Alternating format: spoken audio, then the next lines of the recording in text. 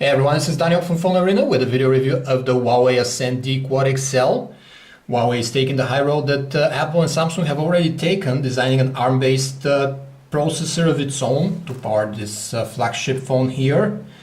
The chassis of the Huawei Ascend D Quad XL doesn't include premium or exclusive materials. It's an all-around plastic build. The handset is much thicker compared to other Android flagships, and the weight is above average too. The construction doesn't feel solid, mainly thanks to the flexing back cover, which emits a hollow sound when you knock on it, hinting at the oodles of unutilized space beneath it. The phone feels big and heavy in your hands, but it's fairly comfortable to hold thanks to this salty shape, rounded corners, and the patterned plastic on the back of the battery cover here that helps to grip it tighter, and the battery cover is very easy to pry open. Huawei Ascend D Quad XL has a thumbs up for expandability though, as it offers a regular SIM card slot and a place for a memory card. It would have nailed the holy trinity here if it had a removable battery, but the beefy 2600 milliampere unit is under a cover with 4 small screws that have to be taken out. There's one notification light up here that gets illuminated in different colors for missed calls and messages, and hints at the charging status. The 4.5-inch 720 by 1280 pixels display is very good, worthy of the phone's Android flagship status. Colors are vibrant, plus the contrast and viewing angles are in line with what the best IPS LCD mobile screens are offering. When we have the very high 326 ppi pixel density, there's nothing to complain about in the screen, except its somewhat muted brightness in direct sunlight, which doesn't deliver anything above average. Let's have a look at how the interface looks like on the screen. There are no surprises in the interface of the Huawei Ascend D Quad XL, as it is almost a stock Android ice cream sandwich with just a few utility applications like a file manager, flashlight, or an app installer sprinkled on top. It also almost feels like a Nexus device this way, save for the part that a Nexus device would be running Jelly Bean by now. And here we have ice cream sandwich, but we digress. The weather widget, the connectivity toggles, or the music widget, they are all Google or popular items from the Play Store. No manufacturer overlays to get in the way with the Ascend D Quad XL, so Jelly Bean and further updates should be very easy for Huawei to do. This stock ICS interface we find on the phone is fluid and moves very quickly, powered by the Homebrew 1.5 GHz quad-core silicon dubbed K3V2, not R2D2. It utilizes the ARM Cortex-A9 architecture, just like its more famous brethren from the Exynos 4 series, Tegra 3 or Snapdragon S4 lines, and shows performance on par with them in the benchmarks. In fact, only the quad-core Snapdragon S4 Pro is much ahead in synthetic tests than Huawei's K3V2. So you can rest assured no upper launcher you throw at it will feel underpowered. The graphics subsystem also showed excellent results, which were up with the best out there. We were especially pleased with the reaction to the accelerometer, and the phone also offers a fast boot mode, like HTC's handsets, which makes the device operational within seconds after pressing the power key at the top.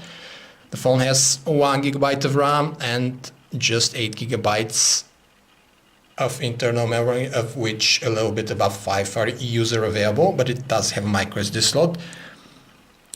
As you can see, it scored 4,334 on Quadrant. The stock Android ICS browser performs admirably on the Huawei Ascend D Quad XL with very fluid panning, zooming, and rapid scrolling inertia. Of notable absence is the lack of Adobe Flash support out of the box, which can be side-loaded on Ice Cream Sandwich though. Download speeds with the included pentaband radio top at 21 megabits per second on an HSP Plus network, if your carrier can deliver those, of course. And Huawei's device also support a suite of other connectivity options like Wi-Fi, Bluetooth 3.0, 8 GPS FM radio and DLNA streaming, but lacks NFC connectivity. Wired connectivity is taken care of by the MHL port on the left. The Music Plus app that is taking care of your tunes collection on the Ascend D Quad XL is pretty basic in terms of sound enhancements, only offering a Dolby Digital Plus for mobile on-off switch, which makes quite a lot of difference. As you can see, it boosts the sound intensity quite a bit. The app does categorize your tunes by albums, genres, playlists, artists, and even folders. And it also offers nice visualizations and cover art, as you can see. The loudspeaker is of above average strength and quality, with no unpleasant hissing or crackling sounds, even at the maximum volume. Video playback is top-notch, with the handset running every format you throw at it out of the box, up to 1080. As you can see, this video is 1920 by 1080 DivX video, and the phone runs it with no problems. The stock video player is pretty basic though, as you can see, only the Dolby Mobile on-off switch is here. And that's about it, so you're better off downloading something else from the Play Store like the MX player. This Dolby Digital Plus for mobile full surround sound mode is present here in video mode and makes quite a difference. Boosts the sound intensity pretty audibly. My quest has led me to your planet. The 8 megapixel rear shooter on the phone sports a dual LED flash, and the phone enters very quickly the camera interface when you tap the icon. The camera is also pretty snappy when focusing and taking a shot, about a second or two, depending on the lighting conditions, of course. There is an HDR mode, along with the stock panorama and the funny faces option here. And Huawei throws in a low light mode as well, and a number of color effects you can apply to your pictures and video. Detail is somewhat less than what we would expect in pictures from an 8 megapixel camera, but the phone usually nails the white balance, and the photos look eye-pleasing with the high contrast and saturated colors that Huawei's processing algorithms embed by default. Noise is sometimes an issue, especially indoors at low light when it ratchets up significantly. The dual LED flash is fairly weak too and doesn't distribute the light evenly, leaving overexposed regions very often.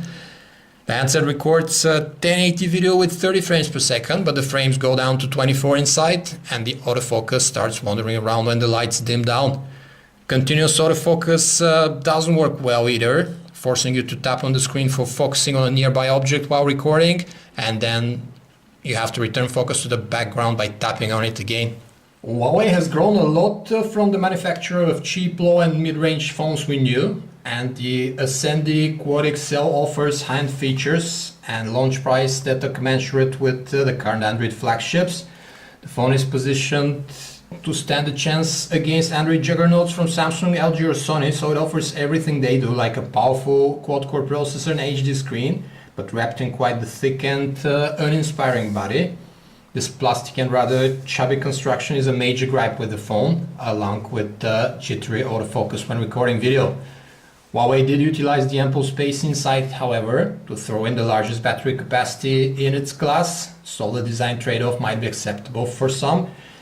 Direct competition to the Huawei Ascend D Quad XL is the LG Optimus 4X HD, which comes at about the same price and offers very similar specs, down to the jittery autofocus. It has a very slim and eye-pleasing body in comparison though, plus it sports a slightly larger display. The HTC One X is also of similar pricing, with a more toned body and screen that is larger and brighter, but its lack of memory expansion slot is a turn-off.